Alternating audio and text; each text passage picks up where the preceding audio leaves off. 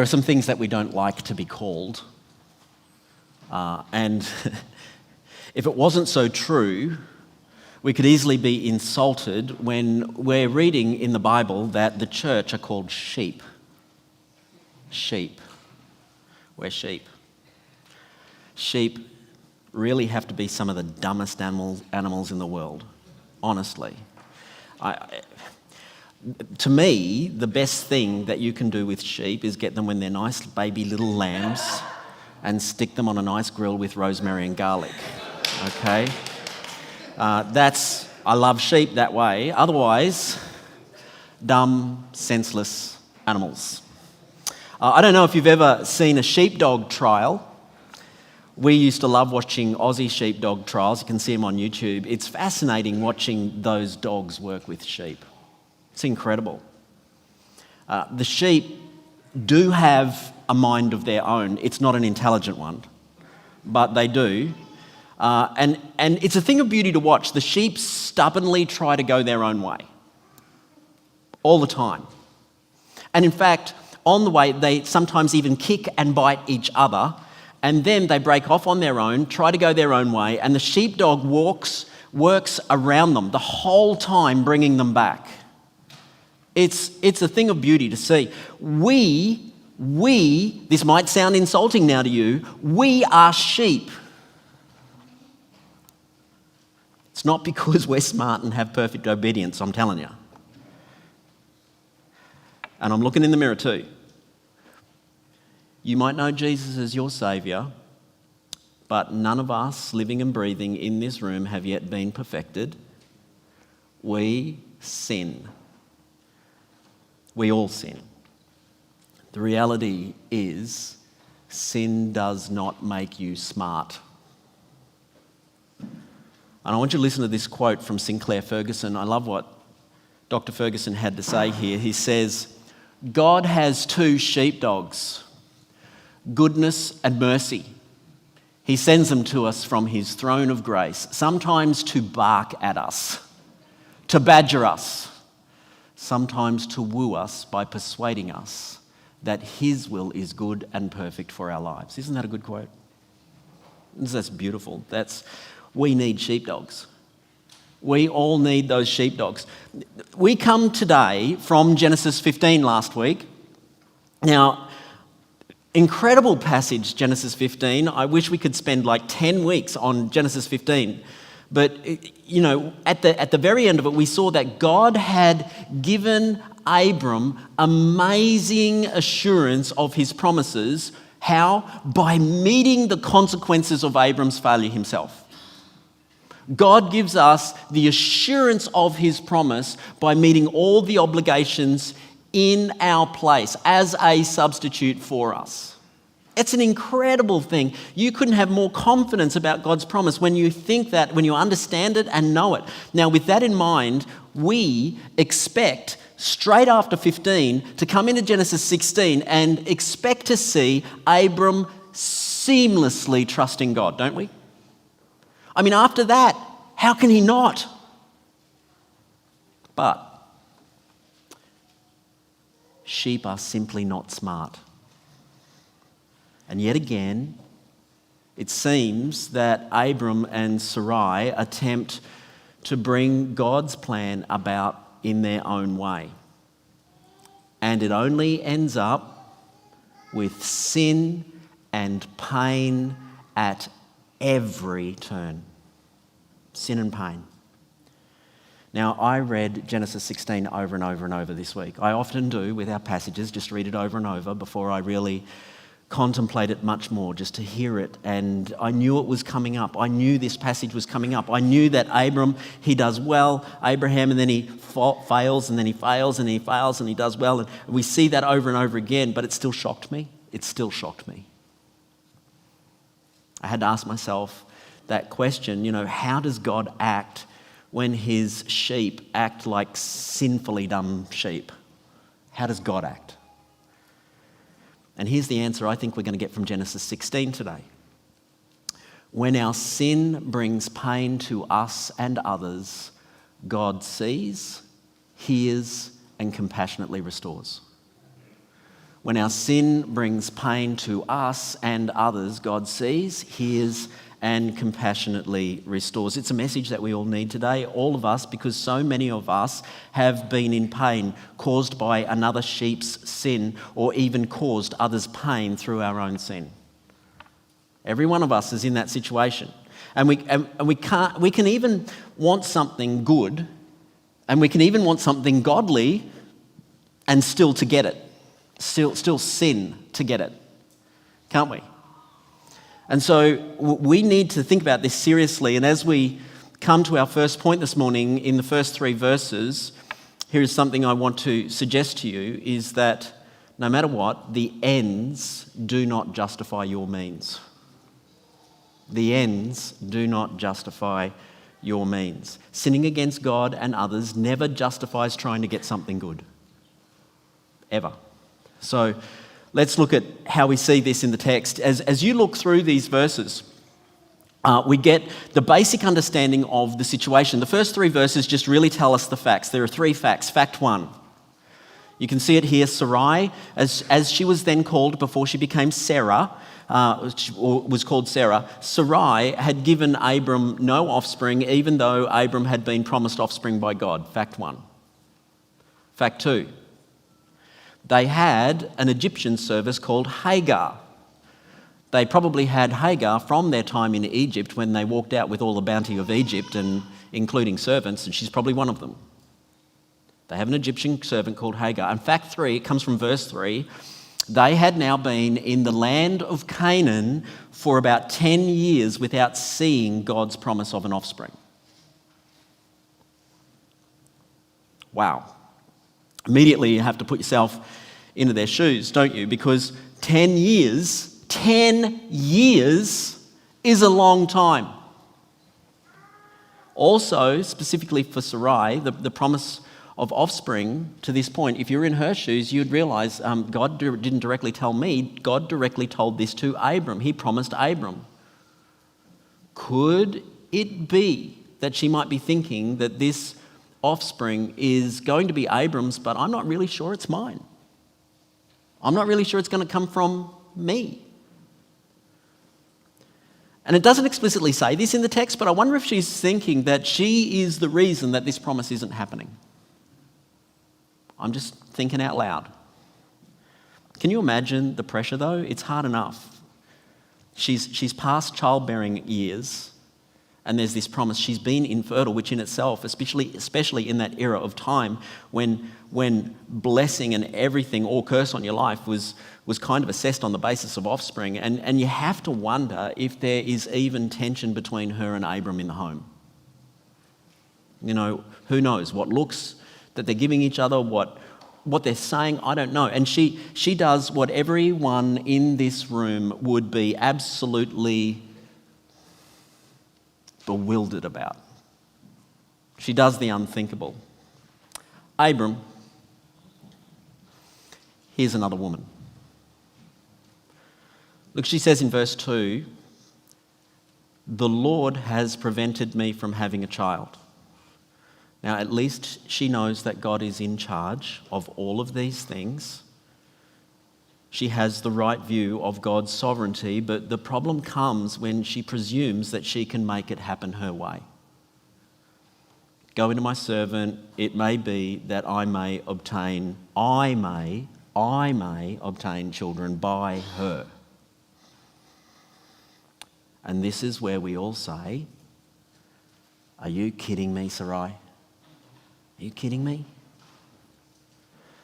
It seems to be totally bewildering, doesn't it, to us? And yet, I do want to put to you that this was common practice for the time. All around Abram and Sarai, they would have seen this practice in the world all around them. This practice is actually set out in what is known as the Hammurabi Code.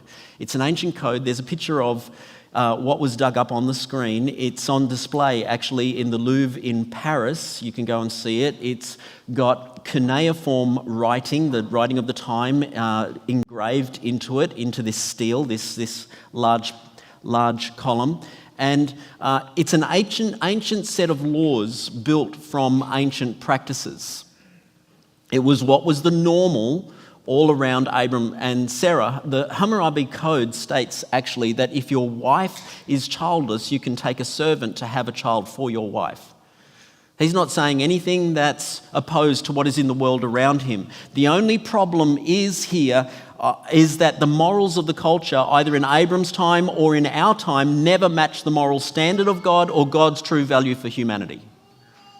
Can we please understand that? Because God's people need to be careful in the adoption of cultural practices lest we become complicit with the sins of culture.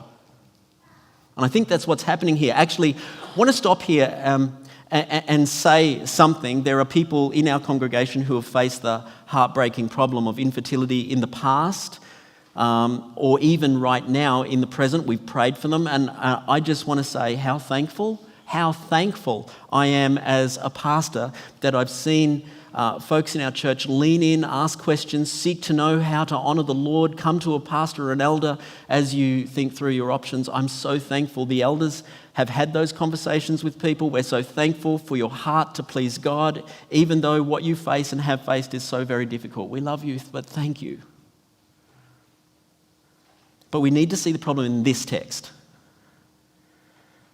And Abram and Sarai are completely stepping over the creation ordinance set by God in that he created marriage to be a one flesh union between a man and a woman.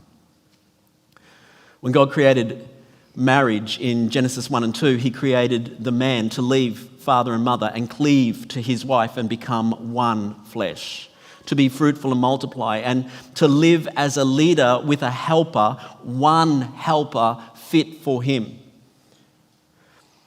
And look at what Sarai did in verse 3. She gave Hagar to Abram, her husband, as a wife. Abram's wife gave Abram a wife. And wherever you see this sort of thing in the scriptures, what we would often use the word polygamy, in the Bible, it always ends in painful consequences, always. But I want to put to you that here in this text, we are also given some incredible indicators that it's directly correlated to the very explicit description of original sin. I want you to see it. Look, and let's remember that Moses wrote this under the inspiration of God, and I think he wants us to see here a connection between Abram and Adam who sinned in the garden. He wants to leave us without any doubt how to see this as sin. Look at verse 3. Just to show you this. Sarai, so after Abram had lived in 10 years in the land of Canaan, Sarai, Abram's wife, took Hagar, the Egyptian, her servant, and gave her to Abraham, her husband, as a wife. Look at Genesis chapter 3, verse 6, about Eve. She took of its fruit and ate, and she also gave some to her husband. And look at Genesis 16, verse 2, about Abram. And Abram listened to the voice of Sarai. We go back to the Garden of Eden, Genesis 3:17, and there's God speaking to Adam after sin, and he said, "Because you have listened to the voice of your wife." And it resembles the temptation and sin straight from the Garden of Eden.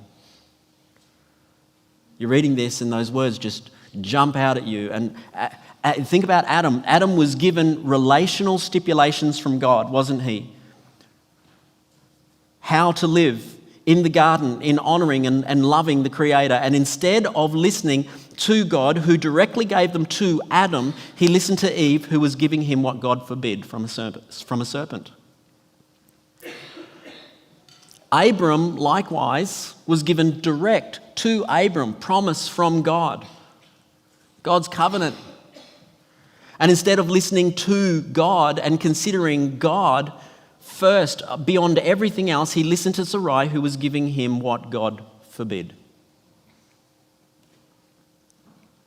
Sin makes us say dumb things and listen to dumb things and do dumb things. Sinful hearts in God's people become complicit with the sins of the culture.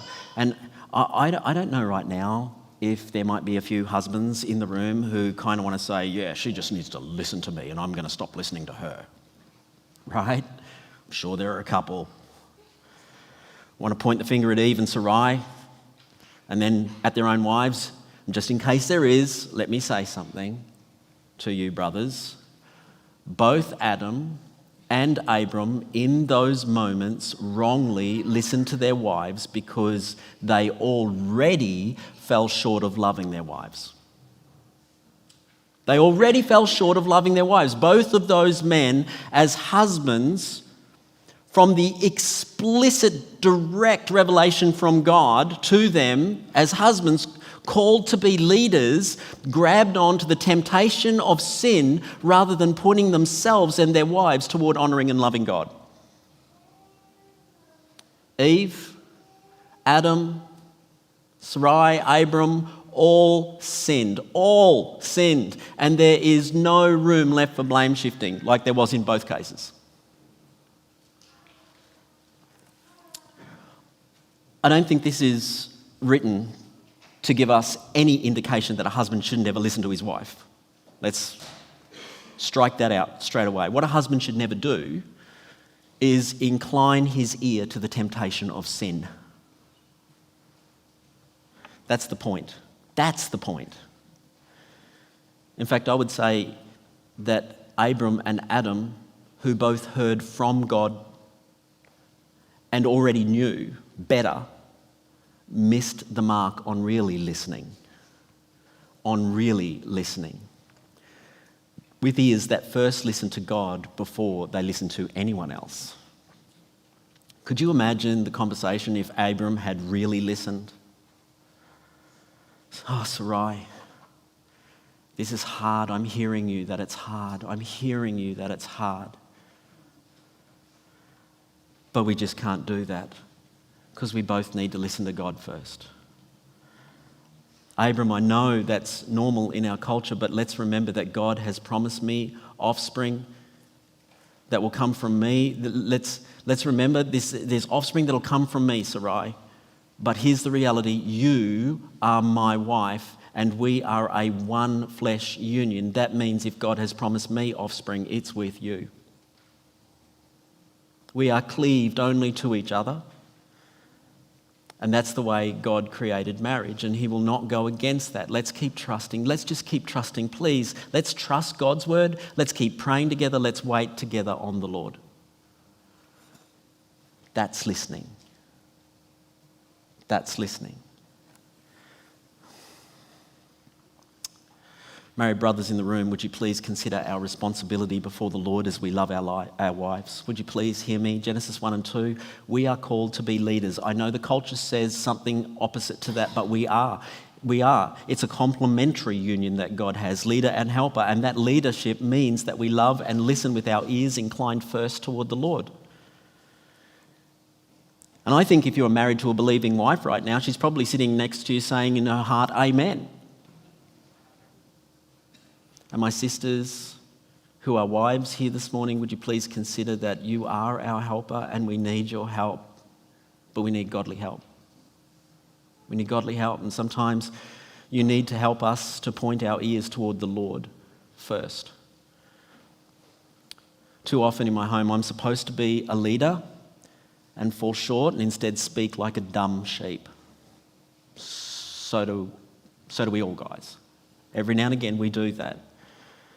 And I'm thankful, even just in the last few weeks, to have a wife who heard me in a conversation with somebody and said, that was a really, really godly conversation about that subject.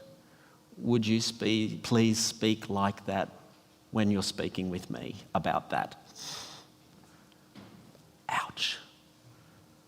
But thank you. So needed to hear it. So needed the help. Trish often says to me, are you counselling yourself right now? Trusting God in hard times and uncertainty, it's not always easy, but the ends, please hear me, the ends don't justify the means, do they? Please know that it's so much easier to believe and trust in the Lord. That's so much easier than the uneasy conscience and consequences of sinning against God. And that's why I next want to say this. The way of the sinner is hard. The way of the sinner is hard. And we see from verse 4 to 6, we see that Hagar is actually brought into this family and conceives Abram's child. Now, how on earth can anyone think a woman can have a baby with another woman's husband and then not look at the original wife with eyes of superiority and prideful contempt? And now Sarai is not only still dealing with barrenness and uncertainty, but a servant girl placing herself in a position of lofty arrogance above her. Like that wasn't going to happen. And it's easy for us to say that when we're reading about it thousands of years later. And then Sarai goes to Abram. May the wrong done to me be on you. And may the Lord judge between me and you. And what I think is happening here, like we kind of look at this and we want to hear Abram's response, well, this was your dumb idea, right? But that's not, that. I don't think that's actually what's happening here. So here is what she's saying to Abram. Now, she has become your wife now, Abram. She was once my handmaiden. She was subordinate to me. She was subordinate to me.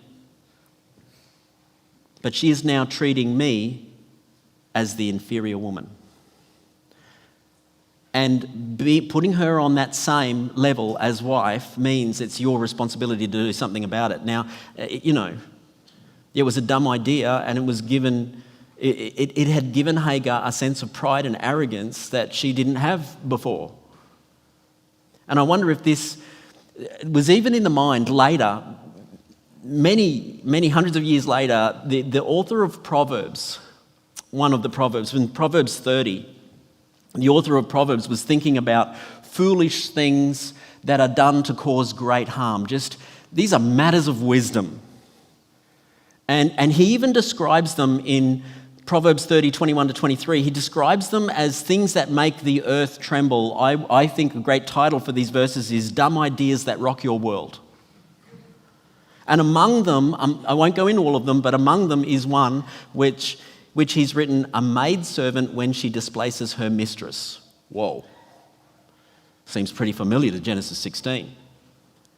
Between Abram, Sarai, and Hagar, their world was rocked. The earth certainly trembled. So Abram's response in verse 6 is to simply say, listen, I'm putting her back under your charge. You do with her what you like. And what do we so often do? I mean, Hagar had sinned against Sarai in prideful contempt. And what do we often do? When we are sinned against, we sin right back, don't we? We sin right back. Sarai treated Hagar harshly, and those very words, treated harshly, is exactly how it's explained about what the Egyptians did to the Israelites in slavery. Treated them harshly. Moses, writing this, would know that the original readers would understand exactly these words, what they've come out of. This is how Sarai is now treating Hagar. This is a sinful offence and a sinful response, a sinful offence and a sinful response at every turn. And what is amazing to me is that Abram and Sarai, who, think about it, they were called out of Ur and Haran to be God's children. They were called to live for God. They, who are supposed to be God's children, are treating Hagar by worldly standards.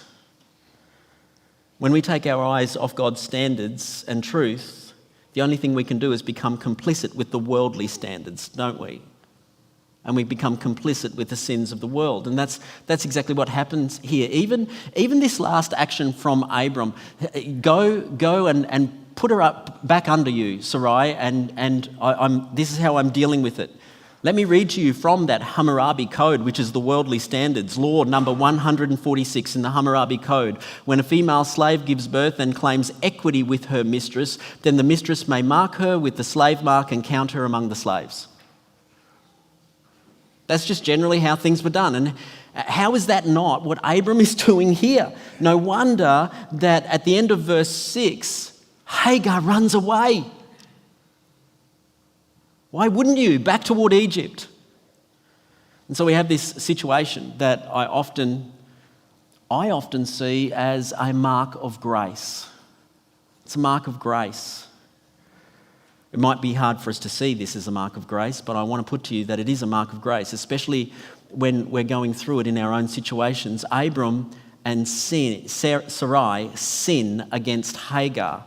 It certainly didn't seem like Hagar had much of a choice in the matter, even if she knew that this was normal cultural acceptance. And Hagar sins against Sarai in prideful contempt, and then Sarai sins against Hagar in treating her with serious harshness. And in every sin, they all sin against God. This is so far from a happy family as it can be, isn't it? So far. And you're saying, well, you said this is grace. Yes, this is grace. Brothers and sisters, sin makes life hard. I'm glad it does. That's a grace. Proverbs 13:15, good sense wins favour, but the way of the treacherous, the way of the sinner, is their ruin. The way of sin is hard. It's hard. Think about it. Relationship problems, tormenting consciences, real world consequences. And we could go on. That's hard. And you might think it's a little bit cruel of me to say, hey, listen, I'm so glad that sin produces hardship and ruin in our life, but I'm glad for the way that sin has produced hardship in my life. If God didn't make sin so difficult in our lives, who would ever want to escape sin? Sin hurts. Good. Good. You having a tough time right now with sin in your life? That's not a bad thing. Come, let us know. We want to walk with you and help you. We love you. It has us crying out to what counts most, doesn't it? God and his compassion. And that's what we're going to finish this morning with the rest of the chapter. The God of compassion. Listen to his response. The God of compassion sees, hears, and brings you back. Hears, sees, and brings you back. And so the very next thing that we see from verse 7 onwards is we see Hagar having run away. And we see the angel of the Lord coming to her by a spring in the wilderness. There's a woman in the wilderness at a well. She's looking for saving water. And God comes and confronts her. And I think what we have here is God himself coming to Hagar, an Egyptian slave woman in the wilderness. Now, the phrase we have in the text here is the angel of the all capitalized Lord. Notice all capitalized. That's Yahweh. That's the name Yahweh, God's relational name for his people. That's who's coming to her. You might remember a number of weeks ago when we were talking about Melchizedek, that I actually did not believe that Melchizedek was a theophany or a Christophany. Which is God specifically, or specifically Christ in human form. And I had reasons for that, and this actually is one of the reasons, because this is how normally a theophany is shown in the Old Testament. And I want you to see why I actually think this one is. It gives me a lot more confidence, that's for sure. Verse 13 says, Hagar called the name of the Lord, this form in front of her, who spoke to her. And if you look closely, she calls him God, the God who sees. She calls him God. There's no correction to any of that. In the book of Revelation, an angel is treated as God. There is an immediate correction. Not here. this form right in front of her, and she says this. And look, even if this is an angel, okay, on behalf of the Lord, it's still the Lord pursuing Hagar, let me tell you. And in verse 8, he asks a question he already knows the answer to. Where have you come from, and where are you going? Where have you seen a question asked like that before? In the Garden of Eden, Adam and Eve, where are you? And Hagar has to immediately consider. She knows that it's a rhetorical question. God knows where she is and where she's going and everything about it. She has to immediately consider that it's really putting her in a place of looking at herself. I'm running because of my own sin against Sarai and the harsh consequences of that sin. I'm running because also of being sinned against. And the Lord tells her, look at what he says to her, return to your mistress and submit to her. And what God knows about Hagar is not only that she has been sinned against, but that she has sinned and needs to put it right. Return. She has been horribly sinned against, but she's not without her own sin. And also, God is not without seeing the reality of her situation. God sees her. He knows more about her than she wants him to, I'm quite sure. That's the same with all the rest of us. But he shows amazing compassion. Look at verse 10 to 12. The Lord firstly tells her that this offspring, yes, you've conceived, and this offspring that you're going to have, he is going to become great in number. There is at least a multiplication blessing there. But we must always remember, even as this offspring is being discussed, this is not God's offspring that he has promised to Abram. God's offspring happens God's way, not man's way. So he's not the chosen offspring of Abram. He's not going to bring blessing to the nations. There's none of that discussion here. He's just going to be large in number. And in fact, there's going to be ongoing conflict from him that's going to come between him and his kinsman, which would seem to be Abram's other offspring. And God, and we see that happen throughout Genesis and beyond. But in the middle of all this, God names her son. He tells her what to name him. Ishmael. And we know why. His name means the Lord has listened to your affliction. Literally, his name means God hears. God hears. Hagar, name him this. God hears. I hear. It's beautiful. This child comes through sin against Hagar. He comes through a harsh and sinful situation, and God calls him the Lord hears. But he doesn't just hear. And Hagar knows it because look at verse 13 and 14. So she called the name of the Lord who spoke to her, the name of Yahweh who spoke to her. You are a God of seeing. You see. You see me.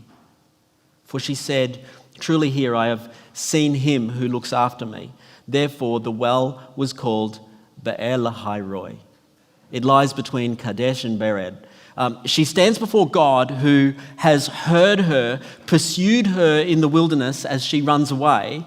She's sinned against Sarai, but she's been sinned against her. And here is the wonder of it all. God sees her and she knows it. God sees you. God sees you. He sees her. It's just glorious. She names him the God who sees. That's who God is. Are you in sin this morning? Yes is the answer.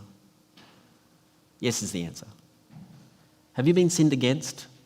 Yes is most likely the answer. Both like Hagar. God pursues you.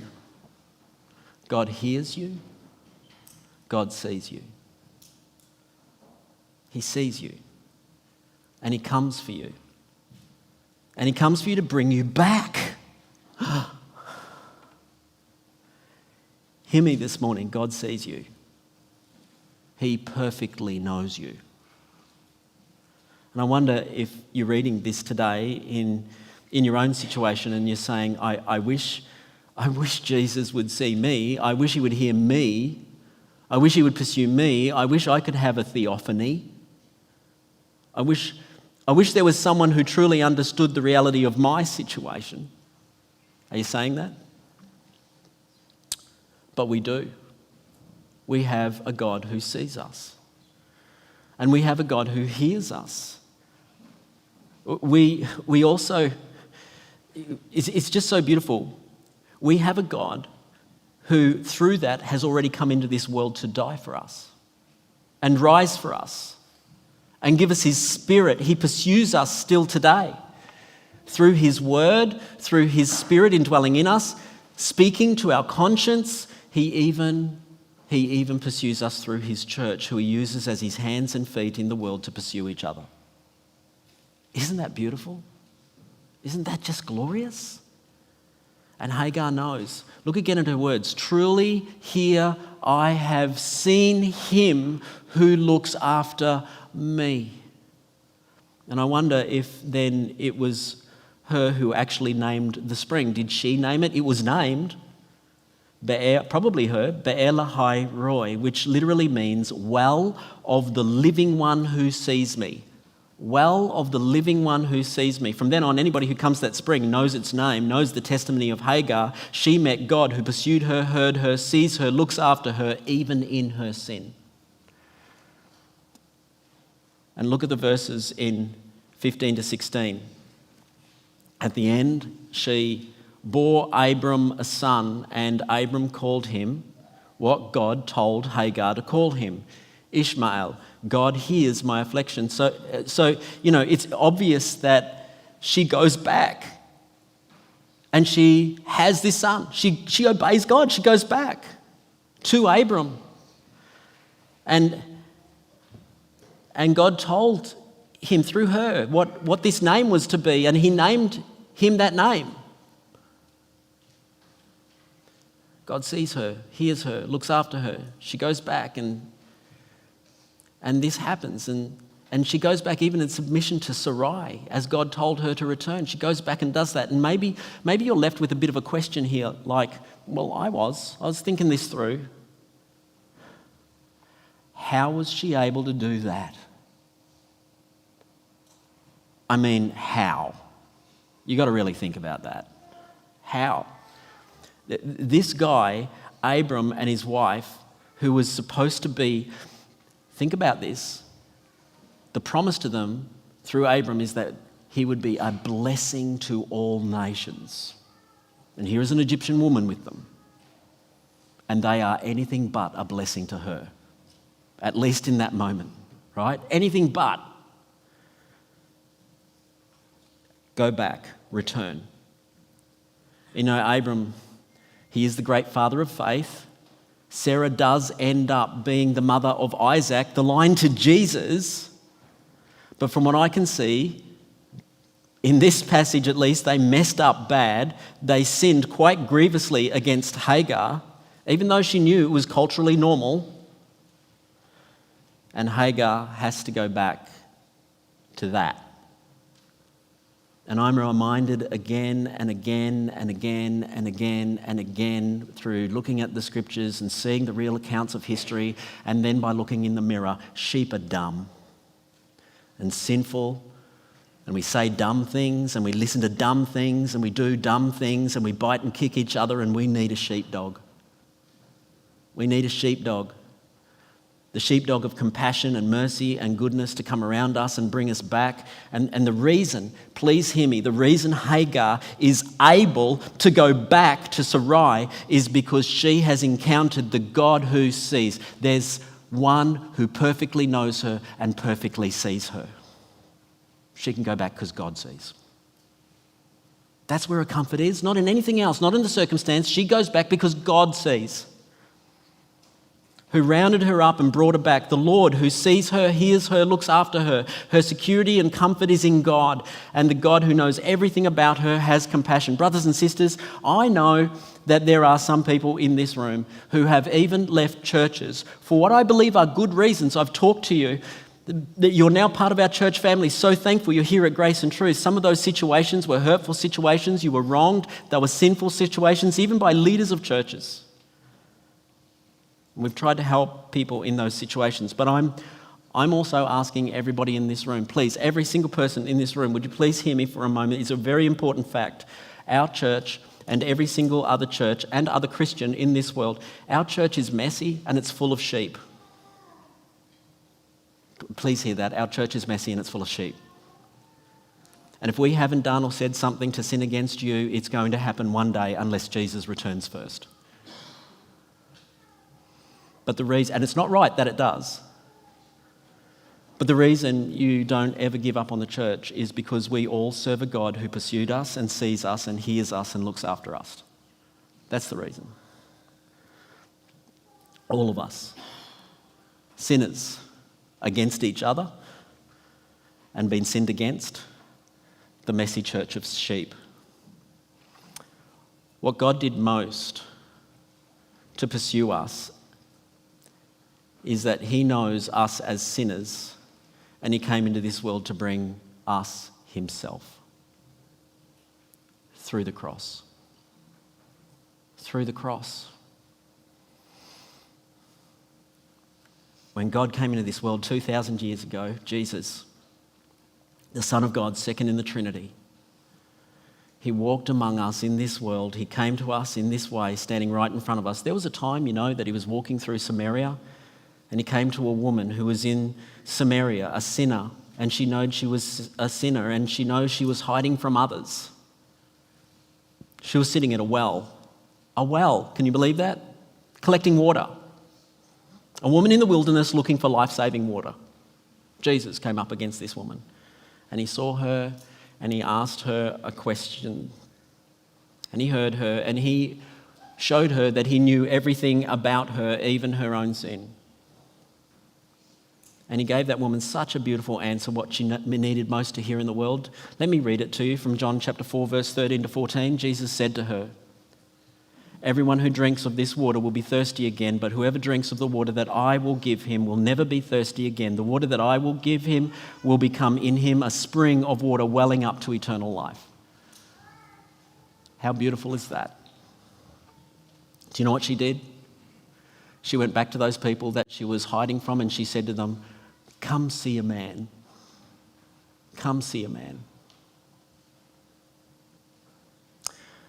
When our sin brings pain to us and others, God sees, God hears, and compassionately restores. Let's pray.